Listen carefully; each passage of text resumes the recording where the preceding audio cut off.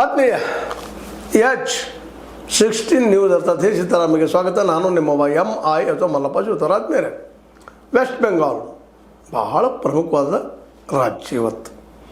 ಯಾಕಂದ್ರೆ ಇಲ್ಲೊಂದು ಮೋದಿ ಅವ್ರು ಗೆದ್ದು ಬಿಟ್ಟರೆ ಮುಗಿದೋಯ್ತು ಅವ್ರ ಅವರು ಯಾರಿಲ್ಲ. ಯಾಕಂದ್ರೆ 2024ರ 240 ಸೀಟುಗಳನ್ನು ಲೋಕಸಭೆಯಲ್ಲಿ ಗೆದ್ದಂಥ ಒಂದು ರೀತಿಯಿಂದ ಗೆಲ್ತಾ ಸೋತು NDA ಜೊತೆಗೂಡಿ ಸರ್ಕಾರ ರಚಿಸಿದ ಮೋದಿ ಅವ್ರಿಗೆ ಭವಿಷ್ಯ ಶೂನ್ಯನೋ ಅಂದಾಗ ಹೊಸ ಪ್ಲಾನ್ಗಳನ್ನು ಗೆಲ್ಲಲೇಬೇಕು ಚುನಾವಣೆಗಳನ್ನು ಅನ್ನೋ ದಿಶೆಯಲ್ಲೇ SIR ಅನೇಕ ಮಾರ್ಪಾಡುಗಳನ್ನು ಮಾಡಿದರು. ಅನೇಕ ಮತದಾರರ ಹೆಸರುಗಳು ಹೋಗಿದ್ದಾವೆ. ಈಗ ನಿಮ್ಗೆ ಗೊತ್ತಿದ್ದ ವಿಷಯ ಅದ.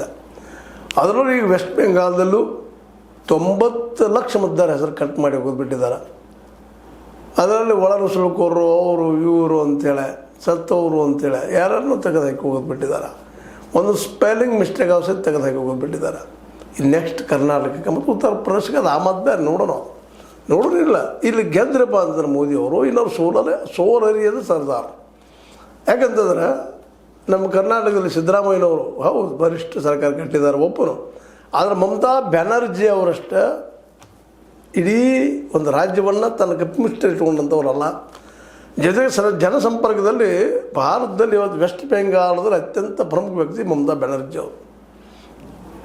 ಹೀಗಾಗಿ ಅವರನ್ನು ಸೋಲಿಸೋದು ಅಂದ್ರೆ ವಿರೋಧ ಪಕ್ಷನ ಧರಾಶಾಹಿ ಮಾಡಿದಂಗೆ ಮುಗಿಸಿಬಿಟ್ಟಾಗ ಅಂದಾಗ ಇಂಥ ಒಂದು ಪ್ರಸಂಗದಲ್ಲೇ ಪ್ರಥಮ ಹಂತದ ಚುನಾವಣೆಯಲ್ಲೇ ಎಷ್ಟು ಸಾಧ್ಯದೋ ಅಷ್ಟು ಮ್ಯಾಕ್ಸಿಮಮ್ ಕಟ್ಟಾಗಿದೆ. ಜೊತೆಗೆ ಕಳೆದ ಸಲ ಚುನಾವಣೆಯಲ್ಲಿ ಮತ ಹಾಕಿದಂಥವ್ರು ಸಹಿತ ಹೆಸರುಗಳು ತೆಗೆದು ಹಾಕಿಬಿಟ್ಟಿದ್ದಾರೆ. 27 ಲಕ್ಷ ಟೋಟಲ್ ಆಗ್ತಾವೆ. ಮೊದಲೇ ಹಂತದಲ್ಲೇ 14 ಲಕ್ಷ ಜನ ಕಟ್ ಮಾಡಿದರೆ ಎರಡನೇ ಹಂತದಲ್ಲಿ 13 ಲಕ್ಷ.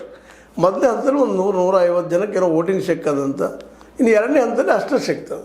ಯಾಕಂದರೆ ಸ್ವತಂತ್ರವಾದ ಮೀಡಿಯಾಗೆ ಬೇಕಾಗಿರುವುದು ಸ್ವತಂತ್ರ ಧ್ವನಿ. ಆ ಸ್ವತಂತ್ರ ಧ್ವನಿ ಉಳಿಸಲು ನೀವು ಮಾಡಬೇಕಾದದ್ದು ಇಷ್ಟೇ. ಅದೇನಪ್ಪಾ ಅಂತಂತಂದ್ರೆ ನಿಮ್ಮ ಕೈಲಾದಷ್ಟು ಸಹಾಯ ಈ ಚಾನಲ್ಗೆ ಮಾಡಿ ಹಾಗೂ ನಿಮ್ಮ ಧ್ವನಿಯನ್ನು ಕಾಪಾಡಿಕೊಳ್ಳಿ. ಎಲ್ಲರೂ ಚೆಕ್ ಮಾಡಿ ಹೇಳಿದ್ರೆ ಟೈಮ್ ತೊಗೊಳ್ತದೆ. ಹೀಗಾಗಿ ಮತ್ತದು ಅಲ್ಲೇ ಅಂದರೆ ಇಂಥ ಒಂದು ಪ್ರಸಂಗ ಮಾಡಿಕೊಂಡು ಇಡೀ ಒಂದು ಚುನಾವಣಾ ಆಯೋಗನ ತಮ್ಮ ಕಪ್ಪಿಮಿಸ್ಟಲ್ಲಿ ಇಟ್ಕೊಂಡಂಥ ನಮ್ಮ ಮೋದಿಯವರು ಇವತ್ತು ಅದರ ಜೊತೆಗೆ ಕೊನೆಯ ಹಂತದ ಪ್ರಚಾರ ಸಂದರ್ಭದಲ್ಲೇ 5 ಗ್ಯಾರಂಟಿಗಳ ಘೋಷಣೆ ಮಾಡಿದ್ದಾರೆ. ಮತ್ತು ಗ್ಯಾರಂಟಿಗಳ ಬಗ್ಗೆ ಈ ಮಾತನ್ನು ಯಾಕೆ ರೆಫರ್ ಮಾಡ್ತಾ ಇದ್ದೀನಿ ಅಂದರೆ ಇವತ್ತೇನು ವೆಸ್ಟ್ ಬೆಂಗಾಲ್ದಲ್ಲಿ ಏನು ಘೋಷಣೆ ಮಾಡಿದ್ದಾರೆ ಅದು ಕರ್ನಾಟಕಕ್ಕೂ ಅಪ್ಲೈ ಆಗುವಂಥದ್ದು. ಇಲ್ಲೂ ಸಹ ಗ್ಯಾರಂಟಿಗಳು ಕೊಟ್ಟಿದ್ದೀನಿ. ಸಿದ್ದರಾಮಯ್ಯ ಏನಾದರೂ ಅಥವಾ DK ಅವರು ಏನಾದರೂ ಅಥವಾ ಅವ್ರ ಎಲ್ಲ ಮಿತ್ರ ಮಂಡಳಿ ಕಾಂಗ್ರೆಸ್ನವ್ರು ಏನಾದರೂ ತಿಳ್ಕೊಂಡು ನಾವು ಗ್ಯಾರಂಟಿಯಿಂದ ಗೆಲ್ಲಬಲ್ಲಿವಿ ತಿಳ್ಕೊಂಡಿದ್ರೆ ಅದ ಏನಪ್ಪ ಅಂದ್ರೆ ಮುಂದಿನ ದಿನಗಳಲ್ಲಿ ಮೋದಿಯವರು ನಿಮಗಿಂತಲೂ ಹೆಚ್ಚಿನ ಗ್ಯಾರಂಟಿಗಳನ್ನು ಘೋಷಿಸ್ತಾರೆ ಅನ್ನೋದಲ್ಲೇ ಎರಡು ಅಭಿಪ್ರಾಯ ಇಲ್ಲ ಅನ್ನೋದು ನೆನಪಿಟ್ಕೊಂಡು ಮುಂದಿನ ರಾಜಕೀಯ ಮಾಡಲಿ ಅವರು. ಅದೇನೋ ಇರಲಿ, ಬೀದಿ ಬದಿ ವ್ಯಾಪಾರಿಗೆ ಸಾಲ ಸುಗುಳಿಸಿ ಬ್ಯಾಂಕಿನ ಅನ್ನುವಂಥ ಗ್ಯಾರಂಟಿ ಕೊಟ್ಟಿದ್ದಾರೆ ಮೋದಿಯವರು. ಮುಂದೆ ಸರ್ಕಾರ ನೇಮಕಗಳು ಏನು ನಡೀತಾವ ಎಕ್ಸಾಮ್ಗಳೆಲ್ಲ ಪಾರದರ್ಶಕ ನಡೆಸೋ ಕೊಟ್ಟಿದ್ದಾರೆ. ಮೂರನೇದಾಗಿ ರೋಜ್ಗಾರ್ ಮೇಳಗಳ ಮೂಲಕ ಯುವಕರನ್ನು ಭರ್ತಿ ಮಾಡ್ತಾರೆ ನೌಕರಿಗೆ ಅಂತ ಹೇಳ್ಕೊಂಡಿದ್ದಾರೆ. ಅದೇ ಕಾಲಕ್ಕೆ 7ನೇ ವೇತನ ಆಯೋಗವನ್ನು ನಾವು ನೇಮಕ ಕೊಡ್ತೀವಿ 7ನೇ ವೇತನ ಆಯೋಗ ಅಂತ ಹೇಳಿದ್ದಾರೆ. ಅಲ್ಲಿಯ ಗೌರ್ಮೆಂಟ್ ಅಧಿಕಾರಿಗಳಿಗೆ ಮತ್ತು ಗ್ರಾಮಗಳಲ್ಲಿ 125 ದಿನಗಳವರೆಗೆ ಉದ್ದೇಶಿಸುವಂಗೆ ರಾಮ್ಜಿ ಅಂತ ತರ್ತೀವಿ ಅಂತ ತಿಳ್ಕೊಂಡಿದ್ದಾರೆ. ಇವೆಲ್ಲ ಗ್ಯಾರಂಟಿಗಳನ್ನು ಘೋಷಣೆ ಮಾಡಿದ್ದಾರೆ. ಈ ಗ್ಯಾರಂಟಿಗಳು ರೈತರಿಗೆ ಪ್ರತಿ 4 ತಿಂಗಳಿಗೆ 2,000 ಹಾಕುವಂಥ ಗ್ಯಾರಂಟಿಗಳು, ಇನ್ನೂ ಗೆಲ್ಲೋದಕ್ಕೆ ಏನೇನು ಬೇಕು ಅದೆಲ್ಲ ತಂತ್ರಗಳನ್ನು ಮಾಡುವಂಥ ಕೆಲಸವನ್ನು ಇವತ್ತು ಮೋದಿ ಅವರಲ್ಲಿ ಮಾಡ್ತಾಯಿದ್ದಾರೆ. ಗೆಲ್ತೀನಿ, ಮೊದಲನೇದ್ರಲ್ಲಿ ಗೆದ್ದಿದ್ದೀವಿ, ಎರಡನೇದ್ರಲ್ಲಿ ಗೆಲ್ತೀವಿ ಅಂತ ಹೇಳ್ತಾ ಇದ್ದಾರೆ. ಅದು ಅವ್ರ ಕಾನ್ಫಿಡೆನ್ಸ್.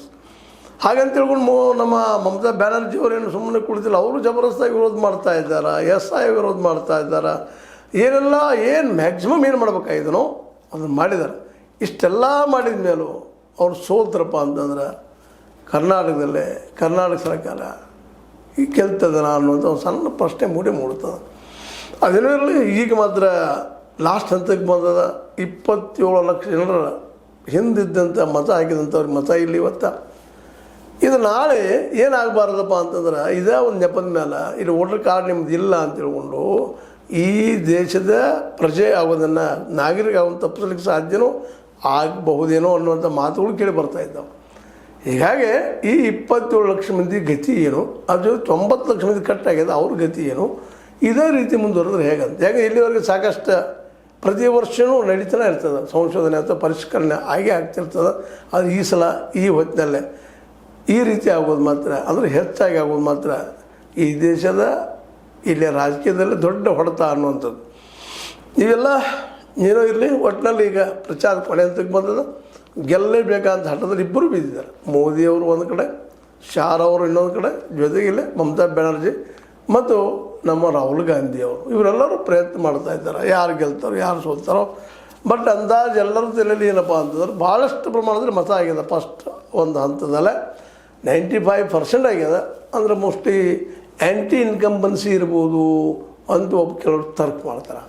ಆ್ಯಂಟಿ ಇನ್ಕಂಬನ್ಸಿ ಇದ್ದಪ್ಪ ಅಂದರೆ ಜನ ಫೋರ್ಸ್ ಆಗಿ ಮತ ಹಾಕಿ ಇದ್ದ ಸರ್ಕಾರವನ್ನು ಉರುಳಿಸಿಬಿಡ್ತಾರೆ ಅನ್ನುವಂಥದ್ದು. ಹೀಗಾಗಿ BJPಗರಿಗೆ ಎಲ್ಲಿಲ್ಲದಂಥ ಒಂದು ಆತ್ಮವಿಶ್ವಾಸ ಮಾಡಿದ್ರೆ ನಾವು ಗೆಲ್ತೀವಿ. ಯಾವ ಪ್ರಮಾಣದಲ್ಲಿ ಮತದಾನ ಆಗಿದೆ, 95% ಆಗಿದೆ ಅಂತೇಳಿ. ಇನ್ನೊಂದು ಕಡೆಯಿಂದ ವಾದ ಏನು ಮಾಡ್ತಾರಪ್ಪ ಅಂತಂದ್ರೆ, ಈ ನಮ್ಮ ಮಮತಾ ಬ್ಯಾನರ್ಜಿ ಅವ್ರ ಕಡೆಯಿಂದ ಇಲ್ಲ SIRದಿಂದಾಗಿ ಅನೇಕ ಮತಗಳು ಕಟ್ಟಾಗಿದ್ದಾವ, ನಮ್ಮನ್ನು ಕಟ್ಟಾಗ್ಬೋದು ತಿಳ್ಕೊಂಡು ಫೋರ್ಸ್ ಆಗಿ ಎಲ್ಲರೂ ಕೂಡ ಹಾಕ್ತಾ ಇದ್ದಾರೆ ಅನ್ನುವಂಥ ಕಾರಣಕ್ಕೆ ಮಮತಾ ಬ್ಯಾನರ್ಜಿ ಅವ್ರು ಗೆಲ್ಲಬಹುದು ಅನ್ನುವಂಥ ಮಾತು ಮಾತಾಡ್ತಿದ್ದಾರೆ. ಇವೆಲ್ಲ ಮೇನ್ ಆಕರ್ಷಣೆ ನಡೆಯುವಂಥದ್ದನ್ನೇ ಇದು. ನಾವು ಗೆಲ್ತೀವಿ ನೀವು ಸೋಲ್ತೀರಿ, ನೀವು ಹಿಂಗೆ ಸೋಲ್ತೀರಿ, ನಾವು ಅನಾಲಿಸ್ ಮಾಡೋದ ನೀವು ಕೇಳೋದು ಅದೆಲ್ಲ ಮೀರಿದ ರಿಸಲ್ಟ್ ಇರ್ತದೆ. ಅದು ಏನಾಗಬಹುದು ಅನ್ನೋದು ಈವನ್ ಎಕ್ಸಿಟ್ ಪೋಲ್ಗಳು ಸಹ ಸುಳ್ಳು ಆಗ್ತಾ ಇದ್ದಾವೆ ಇತ್ತೀಚಿನಲ್ಲಿ. ಎಕ್ಸಿಟ್ ಪೋಲ್ಗಳು ಏನೋ ಹೇಳ್ತಾವ, ರಿಸಲ್ಟ್ ಬೇರೆ ಬರ್ತಿರ್ತದೆ. ಕೆಲವೊಮ್ಮೆ ಕಾಯ್ಕೊಂಡಿದ್ದಕ್ಕೆ ಟ್ರೈಂಗ್ ಮುರಿದಕ್ಕೆ ಎಕ್ಸಿಟ್ ಪೋಲ್ ಬಂದಾಗ ರಿಸಲ್ಟ್ ಬರ್ತಾವೆ. ಅಂದರೆ ಇದರ ಅರ್ಥ ನಮ್ಮ ಭಾರತದಲ್ಲಿ ನಡೆಯುವ ಎಕ್ಸಿಟ್ ಪೋಲ್ಗಳು ಇವು ನಂಬಲರ್ ಅಲ್ಲ ಅನ್ನುವಂಥದ್ದು ವಿಶೇಷವಾಗಿ ಗೊತ್ತಾಗುವಂಥ ವಿಷಯ. ಯಾಕಂದ್ರೆ ಇಲ್ಲಿ ಜನರಿಗೆ ಮೊದಲನೇದಾಗಿ ಈ ಮತದಾನದ ತಿಳುವಳಿಕೆ ಭಾಳಷ್ಟು ಜನರಿಗೆ ಇಲ್ಲ ಏನೋ ಅನ್ನಿಸ್ತದೆ. ಯಾಕಂದ್ರೆ ಭಯ ಪಡ್ತಾರೆ ಹೇಳೋದಕ್ಕೆ ಮಧ್ಯದಾಗಿ. ನಾವು ಯಾರು ಹಾಕಿದ್ವಿ, ಇಲ್ಲರಿ ನಮ್ಗೆ ಗೊತ್ತಿಲ್ಲ, ಹಾಕಿದ್ವಿ ನಿಮಗೆ ಹಾಕಿದ್ವಿ ಎದುರಿಗೆ ಬಂದವ್ರೆ ನಿಮ್ಗೆ ಹಾಕಿದ್ರು ಅಂತ ಹೇಳ್ತಾ ಹೋಗುವಂಥ ಒಂದು ಮನೋಧರ್ಮ ಬೆಳೆದದ. ಇದಕ್ಕೆ ಕಾರಣ ಏನಪ್ಪ ಅಂತಂದ್ರೆ ನಮ್ಮ ಮತದಾನದ ನಮ್ಮ ಮತದ ಬೆಲೆ ನಮ್ಮ ಮತದಾರರಿಗಿಲ್ಲ ಅನ್ನೋದು ಸ್ಪಷ್ಟ ಆಗ್ತದೆ. ಯಾಕಂದ್ರೆ ಭಯ ಪಡುವಂಥದ್ದು ಇಲ್ಲಿಲ್ಲ. ಯಾಕೆ ಭಯ ಪಡಬೇಕಿಲ್ಲ, ಭಯ ಪಡ್ತಾ ಇದ್ದಾರೆ. ಹೀಗಾಗಿ ಕರೆಕ್ಟ್ ಜಡ್ಜ್ಮೆಂಟ್ ಇದ್ದಂಥ ರಿಸಲ್ಟ್ ಹೊರಗೆ ಬರೋದಿಲ್ಲ. ಅವು ತಮ್ಮ ಮನುಷ್ಯರಿಗೆ ಯಾರಿಗೆ ಹಾಕಿದ್ವಿ ಅಂತ ಹೇಳಲಿಕ್ಕೆ ಹೋಗೋದಿಲ್ಲ. ಭಾಳ ಜನ ಮ್ಯಾಕ್ಸಿಮಮ್ ಹೇಗೆ ಇರೋದ್ರಿಂದ ನಮ್ಮ ಎಕ್ಸಿಟ್ ಪೋಲ್ಗಳು ಏನಪ್ಪ ಅಂದ್ರೆ ಸುಮ್ಮನೆ ಮನೆಯಾಗ ಕಾರ್ಯಕರ್ತವ್ರಿಗೆ ತೋರಿಸೋ ಸಲುವಾಗಿ ಬರ್ಬೋದೇನೋ ಬಂತು, ನಮ್ಮದು ಬರ್ಲಿಕ್ಕೆ ನಿಮ್ಮದು ಲಾಟ್ರಿ ಹೊಡೆದಂಗೆ. ಹೀಗಾಗಿ ಈ ದೇಶದ ಎಕ್ಸಿಟ್ ಪೋಲ್ಗಳು ಏನಪ್ಪ ಅಂತಂದ್ರೆ ಮಾತಾಡೋದು ಕೂಡೋದಕ್ಕೆ ಕಟ್ಟಿ ನಮ್ಮಲ್ಲಿ ಮೊದಲಿಂದ ಸ್ವಭಾವ ಅದ. ಮೂಲತಃ ನಮ್ಮ ಸಂಪ್ರದಾಯನೂ ಊರ ಹಳ್ಳಿಯಲ್ಲಿದ್ದರೆ ಹಳ್ಳಿ ಕಟ್ಟೋ ಮತ್ತೆ ಕಟ್ಟಿ ನೋಡ್ಕೊತ ಮಾತಾಡೋದು, ಮನೆ ಮುಂದೆ ಕಟ್ಟಿ ಹಾಕೊಂಡು ಮನೆ ಮುಂದೆ ಮಾತಾಡೋದು ಕೊಡುವಂಥದ್ದು, ಏನು ಬೇಕಾದ್ರೆ ಮಾತಾಡೋ ಸ್ವಭಾವ ನಮ್ಮದಿಲ್ಲ. ಅದ ಆ ದಿಶೆಯಲ್ಲಿ ಇದೊಂದು ಮಾತಾಡೋದಪ್ಪ ಅಂತ ನಾವು ತಿಳ್ಕೊಬೇಕು ಅಷ್ಟೇನ ಮತ್ತೇನಿಲ್ಲ. ಯಾಕಂತಂದ್ರೆ ಇಲ್ಲೇ ವೆಸ್ಟ್ ಬೆಂಗಾಲದ ಬಹುತೇಕ ಜನರಲ್ಲೇ ತಮ್ಮ ಮನಸ್ಸನ್ನು ಹೇಳಲಿಕ್ಕೆ ಅವ್ರಿಗೆ ಏನಪ್ಪ ಅಂದ್ರೆ ಅಸಾಧ್ಯ. ಯಾಕಂದ್ರೆ ಅಲ್ಲಿ ವಿಶೇಷವಾಗಿ ಮೊದಲು ಕಮ್ಯುನಿಸ್ಟ್ರು ಇದ್ದರು, ಒಳ್ಳೆ ಆಡಳಿತಕೊಳ್ಬೋತಿದ್ರು. ಅವ್ರ ನಂತರ ಗುಂಡಾಗಳಾದರು, ಗುಂಡಾ ರಾಜಕಾರಣ ಮಾಡಿದರು. ನಂತರದಲ್ಲೇ ಅದಕ್ಕೆ ಪ್ರಬಲ ಸ್ಪರ್ಧೆಯಾಗಿ ಬಂದವ್ರನ್ನ ನಮ್ಮ ತೃಣಮೂಲ ಕಾಂಗ್ರೆಸ್ಸು ಅವರು ಹಾದಿಯಲ್ಲಿ ಹೇಳಿದ್ರು. ಇವತ್ತು ಸಹಿತ ಆ ಗುಣಗಳು ನಾವು ಕಾಣ್ತಾ ಇದ್ದೀವಿ, ಗುಂಡಾಗಿರಿನ. ಈಗ ಅದನ್ನು ಮನುಷ್ಯವಾಗಿ ಇನ್ನೊಂದು ಗುಂಡಾಗಿರಿ ಬಂದದ BJPದು, ಅವರು ಅದನ್ನು ಮಾಡ್ತಾ ಇದ್ದಾರೆ. ಹೀಗಾಗಿ ಇವತ್ತು ನಮ್ಮ ರಾಜಕೀಯ ಏನಪ್ಪ ಅಂತಂದ್ರೆ ಗುಂಡಾಳ ಕೈಯಲ್ಲಿ ಇರೋದರಿಂದಾಗಿ ಅಥವಾ ಈ ಒಂದು ಭಯ ಹುಟ್ಟಿಸುವಂಥ ಜನರ ಕೈಯಲ್ಲಿ ಇರೋದರಿಂದಾಗಿ ಜನ ಯಾರು ಹಾಕಿರಿ ಹೇಳ್ತೀರಿ ಏನ್ರಿ ಅಂದ್ರೆ ನಿಮಗೆ ಹಾಕಿದ್ರಿ ಯಾರು ಮುಂದೆ ಬರ್ತಾರೋ ಹೆಸರು ಹೇಳ್ಬಿಡು, BJP ಅವ್ರಿ ಅದನ್ನು ಪ್ರೆಸ್ದವ್ರಿಗೆ ಬೇರೆನೇ ಹೇಳೋದು. ಹೀಗಾಗಿ ನಾವು ಎಕ್ಸಿಟ್ ಪೋಲನ್ನು ಖಚಿತ ಹೇಳೋಕ್ಕೆ ಸಾಧ್ಯ ಇಲ್ಲ. ಎಂಥ ಸೆಪಾಲಜಿಸ್ಟ್ ಇದ್ದರೂ ಸಹಿತ ಇಟ್ ಇಸ್ ಹೈಲಿ ಇಂಪಾಸಿಬಲ್. ಇಷ್ಟ ಆಗ್ತದೆ ಹೇಳಕ್ಕೆ ಸಾಧ್ಯ ಇಲ್ಲ. ಕಾರಣ ಅಂದ್ರೆ ನಮ್ಮಲ್ಲಿ ಹೇಳಿದ್ದೆ ನಿಮಗೆ, ಇದೇ ಪ್ರವೃತ್ತಿ ಇತ್ತೀಚಿನ ದಿನಗಳಲ್ಲಿ ಯುರೋಪ್ ಕಳೆದ್ರೂ ಕಾಣ್ತಾ ಇದೆಯೋ ಅಂತ ಅನ್ನಿಸ್ತಾ ಇದೆ. ಯಾಕಂದ್ರೆ ಅದೊಂದು ಸ್ವಲ್ಪ ಸುಳ್ಳು ಆಗ್ತಾ ಇದ್ದಾವೆ ಎಕ್ಸಿಟ್ ಪೋಲ್ಗಳು. ಅಮೇರಿಕೆಯಲ್ಲೂ ಕೂಡ ಹೆಂಗೆ ನಡೆದ ನೋಡು, ಏನಾಗ್ತದೆ ಏನೋ ಇರಲಿ. ಈಗ ಮಾತ್ರ ಇವತ್ತಿಗೆ ಓಟ್ ಕೇಳುವ ಡಿಮಾಂಡ್ ಮಾಡೋ ದಿನ ಮುಗಿದ. ವೆಸ್ಟ್ ಬೆಂಗಾಲಕ್ಕೆ ನಾಳೆ ನಡೆದ EVM ಮೂಲಕ ಮತಗಳನ್ನ ಹಾಕಿಬಿಡುವಂಥದ್ದು. ಪ್ರತಿ EVMಗೆ VVPAT ಇಲ್ಲ ಅನ್ನೋದು ಇಲ್ಲಿ ಗಮನಿಸ್ಬೇಕಾಗಿದೆ. ಅದೊಂದು ಮತ್ತೆ ದೊಡ್ಡ ತಿಕ್ಕಾಟದ. ಇದನ್ನೆಲ್ಲ ಮೀರಿ ಮಮತಾ ಬ್ಯಾನರ್ಜಿ ಅವ್ರು ಗೆಲ್ತಾರ ಅಂತೇಳಿ ಪ್ರಶ್ನೆ ಇವತ್ತು ಮೂಡ್ತಾ ಇದೆ. ಯಾಕಂದ್ರೆ EVM ಗೆಲ್ಲಬೇಕು, SIR ಗೆಲ್ಲಬೇಕು, ಮತ್ತು ಆ್ಯಂಟಿ ಇನ್ಕಂಬನ್ಸಿ ಗೆಲ್ಲಬೇಕು. ಇದೆಲ್ಲ ಗೆದ್ದು ತೋರಿಸ್ಬೇಕಂದ್ರೆ ಇದೇನು ಹುಡುಕಾಟ ಅಲ್ಲ. ಅದನ್ನು ಮಮತಾ ಬ್ಯಾನರ್ಜಿ ಮಾಡಿ ತೋರಿಸಿದ್ರೆ ಇದು ಮತ್ತೊಂದು ಪವಾಡ ಅಂತ ಹೇಳ್ಬೇಕಾಗ್ತದೆ. ಆ ಪವಾಡ ಆಗ್ತದೆ. ಮಮತಾ ಗೆಲ್ಲು ಪವಾಡ ಆಗ್ತದನ, ಇಲ್ಲ ಹೊಸ ಗಾಳಿ ಬೀಸ್ತದ ನಮ್ಮ ಮೋದಿಯವ್ರದ್ದು, ಬೀಸಿ ಅಲ್ಲೂ ಅನ್ಎಂಪ್ಲಾಯ್ಮೆಂಟ್ ಕುಲ್ಲ ಆಗ್ತದನ, ಬಡತನ ಕುಲ್ಲ ಆಗ್ತದನ, ಕುಲ್ಲ ಅಂದ್ರೆ ಕಡಿಮೆ ಆಗ್ತದನ, ಸ್ವಚ್ಛ ಆಡಳಿತ ಸಿಗ್ತದನ ಅನ್ನೋ ಪ್ರಶ್ನೆಗಳಿಗೆ ಉತ್ತರ ಮತ್ತು ಮುಂದೆ ಹುಡ್ಕೊನು. ಯಾಕಂದ್ರೆ ಈಗಾಗಲೇ ಮೋದಿಯವರು ಆಳಿದ ಎಲ್ಲ ರಾಜ್ಯಗಳಾಗಿರ್ಬೋದು, ದೇಶ ಆಗಿರ್ಬೋದು, ಹೆಚ್ಚು ಕಮ್ಮಿ ಅವರು ಆಡಿದಂತೆ ಮಾಡಿಲ್ಲ ಅಂತ ರಿಪೋರ್ಟ್ಗಳಿದ್ದಾವೆ. ಇದು ಏನಾಗ್ತದೆ ನೋಡೋಣ ಮುಂದೆ. ಮೊದಲು ಆಡಳಿತಕ್ಕೆ ಬರಲಿ, ಬಂದ ನಂತರ 1 ವರ್ಷ 6 ತಿಂಗಳ ನಂತರ ಮತ್ತೆ ಇದ್ದೇ ಇರ್ತದೆ.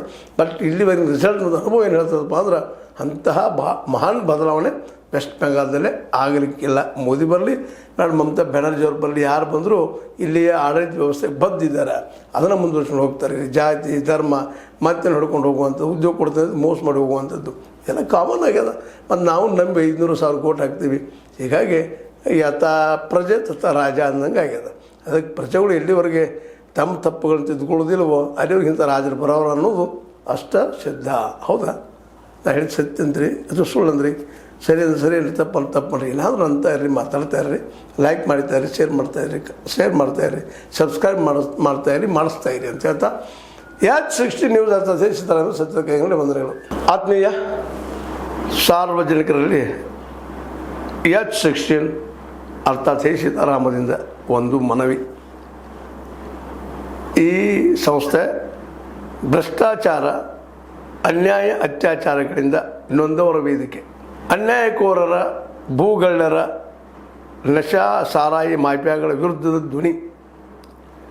ರೈತರ, ಕೂಲಿಕಾರ, ಕಾರ್ಮಿಕರ, ಬಿದ್ದ ಸಮುದಾಯ ಜನರ ಧ್ವನಿ. ಬೆಂಬಲವಾಗಿ ನಿಂತು ತನುಮನ ಧನದ ಸಹಾಯಕ್ಕೆ ಸಾರ್ವಜನಿಕರಲ್ಲಿ ಕೋರಿಕೆ.